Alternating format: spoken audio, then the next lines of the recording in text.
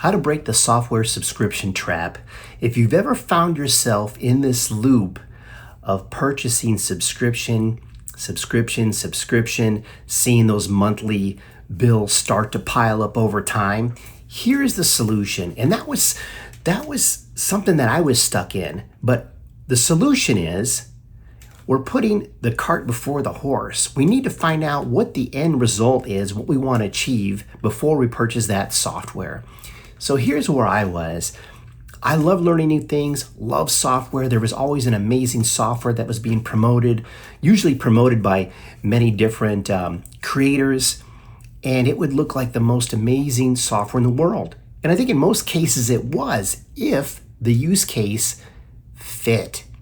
And that's where I dropped the ball. That's what my blind spot was. If I would find a new software, AI content type writer that I'd never heard of and it was new, I would jump on it. Because usually those subscriptions in the beginning, you might have a free trial, or it's not a really significant amount, or it may not seem like it. It starts to compound over time. And I'd say yes to it with the belief that at some point I'm going to use it. And maybe you feel the same way. And you think about it in terms of, well, I'm learning something new. I'll have the value out of it sometime in the future. It's a hobby, but there's also the potential to earn income with the software. And then another one comes along and another one. And these things start adding up. And it can be overwhelming because to learn one tool takes time, but to learn multiple tools takes time. And now you've got that reoccurring expense.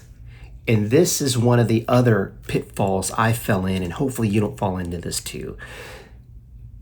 You have that fallacy of sunk cost, meaning, hey, you've already been paying so many months on this. You got to keep going until you get the value out of it to recoup those losses, which those losses are already gone. But it is a psychological trap that keeps us in that space. The other one is, and this is one that I fell in big time, is you may be prorated at a lower subscription rate. And your thought is, well, I know I'm going to use it. I need to just organize my thoughts and what my business model is going to be. And I know that I can use it and fit it in there somewhere. But if I cancel and then I come back, I'm going to pay a lot more. When in reality, it doesn't matter. I mean, right now, if you're paying a subscription, you're not using it, that money is lost. There's no return on investment at all. But in the future, if you had something in place, a problem to solve, and you're using the software, then you can gauge the return on that investment. I found myself falling into this way more often than I would care to admit. But here is the breakthrough that I recently had, and I want to see you have the same breakthrough. It got to the point where I think some of the softwares that I had subscribed to, more can be achieved just using Claude or ChatGPT. So I canceled those subscriptions and some of those content writers. And it was nice to finally do that. It was difficult to pull the plug on those initially, and they're probably good for certain use cases. Maybe a case where somebody's not going to get deep into the prompting and getting things all the criteria in place, and they just want a quick solution to get them started. So there's always a good fit for software. It's just dependent on the use case and the user. I'm not saying that all software is bad or subscriptions are bad, none of that. And once I share this breakthrough with you, it's going to completely make sense, complete game changer. So I canceled software that I wasn't using, and it wasn't until I personally became focused on what I was going to do. So that's where you should start as well. Sit down, determine your likes, your dislikes. Are you someone that wants to try recording video, or you want to be someone that writes content? What is the most natural fit for you? I looked at it this way: content writing, done some blogging and things in the past, and it could take some time. Yeah, granted, there's some content writers and things like that, but it was something that I personally didn't want to rely on that. The idea of video, though it was a little bit intimidating, it did seem fun. I watch a ton of YouTube. Maybe you watch a ton of YouTube. So that made sense to go down that path. And we really don't know until we start, right? I mean, that's the only way. We could read, we could watch enough videos, we could do all these different things. But finally got started and recorded some videos. And today, it's July 1st, 2026, and right now, between public videos and live videos, starting April 10th till now, there's 44 videos that I have out there.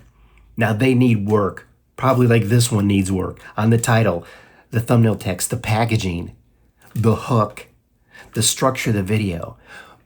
But the goal there was to get started with just sheer output building consistency. Now, here's where the shift came into play. I started looking at various software to support YouTube. And there's many softwares out there. The one that you've probably heard of the most, vidIQ. Heard a lot about vidIQ. I believe there's one of 10. Some other softwares went round and round with Claude and Gemini and ChatGPT, which one's the best fit. And I went round and round I did my due diligence on it. And that's something I encourage you to do as well, which maybe I didn't do a lot of due diligence in the past.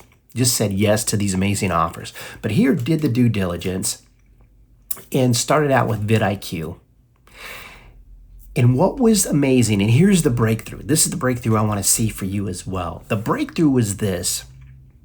Within 30 minutes of subscribing to vidIQ, and of course there's a trial, I think a $1 trial, 30 days.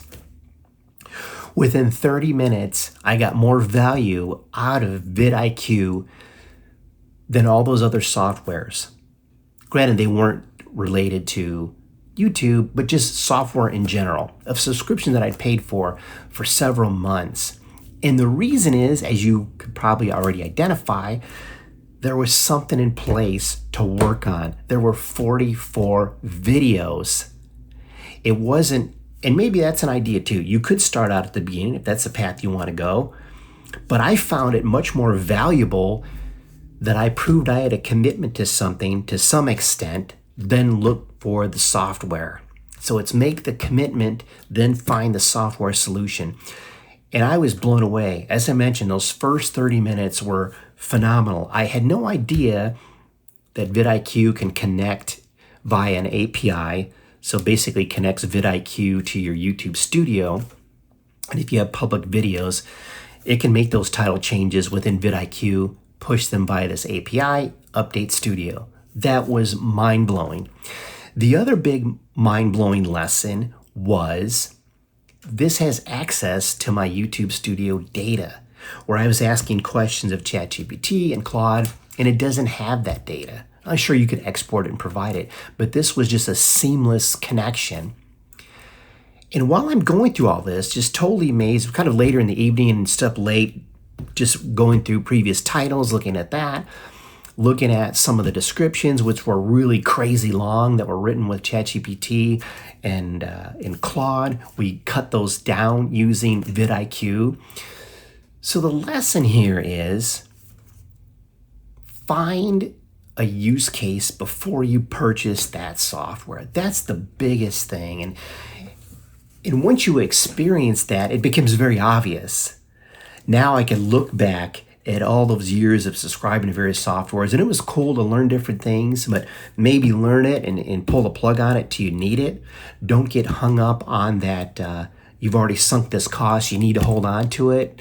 Don't get sunk into the thought of, well, man, you're locked into this lower rate. Maybe you've got these additional features as well. If you bail and you come back, you're going to lose that, because it's going to just add up real quick. And those are going to be hundreds, maybe thousands of dollars that you're going to wish you had in the future once you had that project that you focused on and started working with.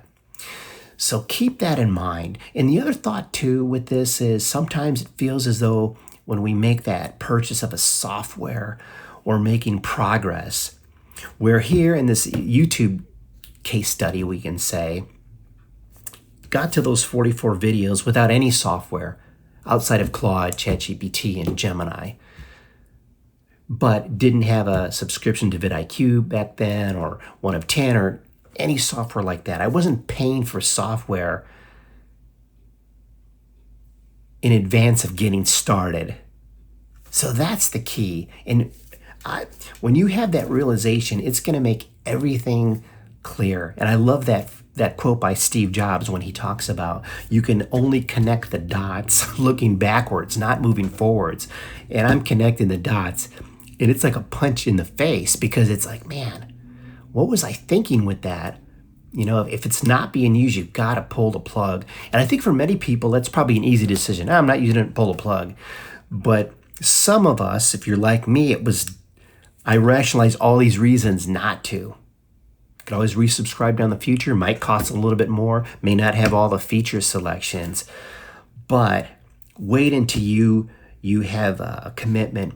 And if it's writing content or video content or a certain social media platform, I would recommend building some content and having a couple months to a few months, in my case, a few months into it, before even jumping into some of those softwares. So not that they're bad or anything like that.